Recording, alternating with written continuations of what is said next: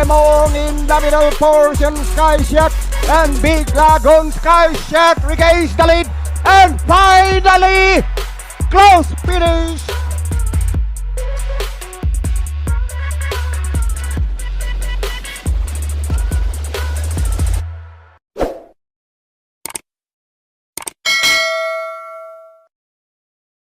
Good day bayang karerista! Welcome back sa ating channel dito sa Karera sa Pinas.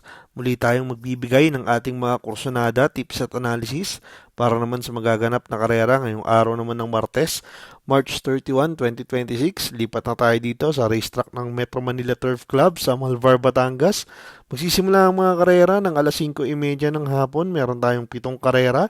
Kapag lalabanan naman sa distansyang 1200 meters, meron tayong isang set ng winner take all, isang set ng pick 6, isang set ng pick 5, isang set ng pick 4, at syempre nandiyan yung mga paborito nating exotics.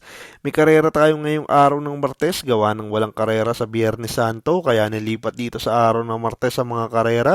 May kahirapan ng lineup ngayong araw ng Martes, yung mga ganitong lineup yung nakakahilo din eh. Di kakapalan pero walang angat at lutang sa bawat karera. Pero ganitong karera din yung magbibigay ng magandang dividendo kung sakasakali, kaya wag niyong iwanan yung mga kursunada nyong dihado kung may pangpuhunan kayo, kasi yan ang magpapaganda ng mga bigayan natin. Makatulong sana tong mga kursunada natin, simulan na agad natin bayang karerista. Race number 1, start ng ating winner take all, races 1 to 7, isang 3-year-old and above maiden race, group placers. Meron tayong 7 kalahok. Ang first choice ko dito, numero 3 na si Fullness of Time, gagabayan ni Dan L. Camanyero.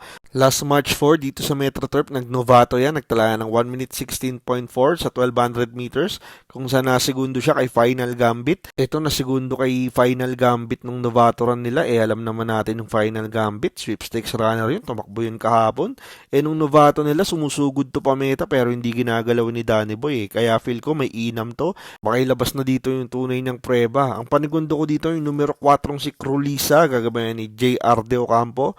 Last March 6, nag-barrier yan dito sa Metro Turf, nagtalayan ng 1 minute 20.8 sa 1200 meters. Ito hindi maganda yung pinerform niya sa barrier pero ang laking kabayo na ito. Hindi din ginagalawan ni Abo to nung barrier niya. Itong mga kabayo ni Boss Peter Limhoco, walang pinapakita sa novato or barrier, pero pagdating sa tunay na laban, nambubulaga eh. Kaya yun ang kursunada kong pandehado, pero magulo to. Hindi pa natin alam yung mga takbo nitong mga to, kaya kung may kursunada kayong dehado, sama nyo. Good luck bayang karerista. Race number 2, start ng ating pick 6, races 2 to 7, isang Pilracom rating based handicapping system class 5, 17 to 41 split, meron tayong 8 kalahok. First choice ko dito, numero 5 si Chiller, gagabay ni RC Baldonido. Last March 15 sa PJC, nagtalayan ng 1 minute 26.8 sa 1400 meters. Dito sa Metro Turf, last run niya sa 1200 meters, nagtalayan ng 1 minute 15.8. Ito maganda na yung kinikilos last 2 runs niya kay RC Baldonido, parang nagamay na to. Nabibitin lang eh. Tingin ko dito parang pabor sa kanya. Marami ako nakikitang matulin. Baka ito ang makasunod at makapanood. Ang panigundo ko naman dito yung numero 2 na si Figure It Out, kagabay ni JL Santiago. Last March 20 dito sa Metro Turf, nagtalayan ng 1 minute 15.6 sa 1200 meters, kung saan natersera kila Sahib at Bishop Blue. Ito din lagi nabibitin kaso laging inaabot sa meta. Dito baka mapahirapan ulit.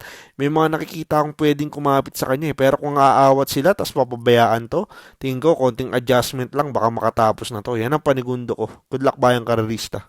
Race number 3, start ng ating pick 5, races 3 to 7, isang Pilracom rating based handicapping system class 4, 42 to 56 split, meron tayong 8 kalahok. First choice ko naman dito, numero 4 si Sting, gagabay ni JL Lazaro. Last February 6, dito sa Metro Turf, nagtalayan ng 1 minute 15 sa 1200 meters, kung saan nasegundo siya kay Don Pedro. May best time naman niya na 1 minute 13.6 dito sa 1200 meters. Ito parang na-correct na nila yung vision nito. Maganda na bumrik sa aparato. Tingin ko wag lang may iwan, may pepesto agad to ni Jomel Lazaro. Baka manalo na ulit to, parang kaya niya na tong grupo na to, basta wag may iwan. Ang panigundo ko naman dito yung numero 5 si Nobel Touch, kagabay ni John Alvin Guse. Last March 18, nag-barrier yan dito sa Metro Turf, nagtalayan ng 1 minute 19.2 sa 1200 meters. May best time naman yan na 1 minute 13.2 sa 1200 meters. Ito naman napahinga pero tingin ko kung ilalaban to, baka ito ang umagapay kaagad kay Grand Jackpot. Kung sila lang maghahabulan sa unahan, tingin ko mapapabor sa kanya pag naubos yung Grand Jackpot.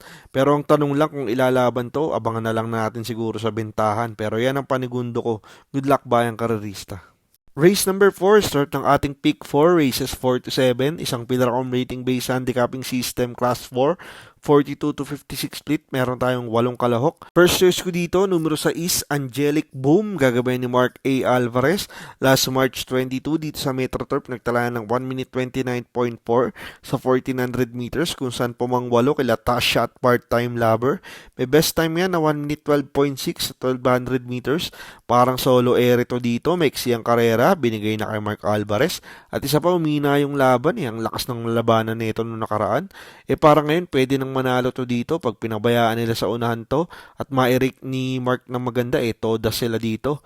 Ang panigundo ko naman dito yung numero 7 si Guerrero Warriors, kagabayan ni Jeff Sarate, last March 21 dito sa Metro Turf. Nagtala ng 1 minute 28 sa 1400 meters, kung saan natersera siya kala Gamer Winner at Perpetuator. Best time naman yan na 1 minute 12.6 sa 1200 meters. Ito naman tingin kong mag-aabang dun sa 6. Malamang sundan niya lang yan. Kung maubos yung sakay ni Mark, tingin ko ito ang tatalo dahil ito ang nakaagapay. Ilang takbo na din nilalaban to hindi pa natatapat. Dito baka sakali, kaya siya ang panigundo ko. Good luck bayang karerista. Race number 5, last daily double plus 1, isang Pillarcom rating based handicapping system class 4, 42 to 56 split, meron tayong 8 kalahok. Dito sisingilin ko na numero 7 si Batang Cabrera, gagabayan ni Apoy Asuncion. Last March 21 dito sa Metro Turf, nagtala ng 1 minute 30.6 sa 1400 meters, kung saan pumanglabing isa lang siya kay Lamang Nano at Exalted. May best time naman yan sa 1200 meters na 1 minute 16.8. Ito baka nagbatak lang to nung nakaraan, tas malakas pa yung nalabanan. Dito parang ang baba niya na sa grupong to, lutang siya dito. Maganda pa numero, nasa labas. Baka iuna na to ni Apoy, labanan ko na ng isahan to, single na ako dito, numero 7 Batang Cabrera. Good luck bayang karerista. Race number 6, penultimate race, last daily double for the day, isang Pillarcom rating based handicapping system class 4, 42 to 56 split, meron tayong 8 kalahok. First choice ko dito, numero 2 na si Calendar Girl, gagabay ni Jen Huko. Last March 21 dito sa Metro Turf, nagtala ng 1 minute 29.6 sa 1400 meters, kung saan pumangwalo siya kila Gamer Winner at Perpetuator. May best time naman yan sa 1200 meters na 1 minute 12.6. Ito balik na kay Jen yung renda, gamay niya to siya nagpapanalo dito talaga. Maraming matulin, ito nakikita kong susunod lang at manunod ng boxing kung sakasakaling may magbabakbakan sa unan. Ang panigundo ko naman dito yung numero 8 si Spolarium, gagabay ni Boom Boom Villegas. Last March 21 dito sa Metro Turf, nagtala ng 1 minute 30.2 sa 1400 meters, kung saan pumanglabing dalawa lang kila Petit Pusey. The best time naman niya na 1 minute 12.8 sa 1200 meters. Ito nakikita kong isa sa nasa unahan. Hindi maganda numero nung easy way, baka hindi sumalida na maganda, maloko din yan kung maiwan yun, ito malamang magdadala ng unahan dito. Kung walang itakbo yung uno, baka makasolo ere to, baka diado pa to dito. Baka mahirapan silang habulin pag nakasolo ere to. Kaya yan ang panigundo ko. Good luck bayang karerista.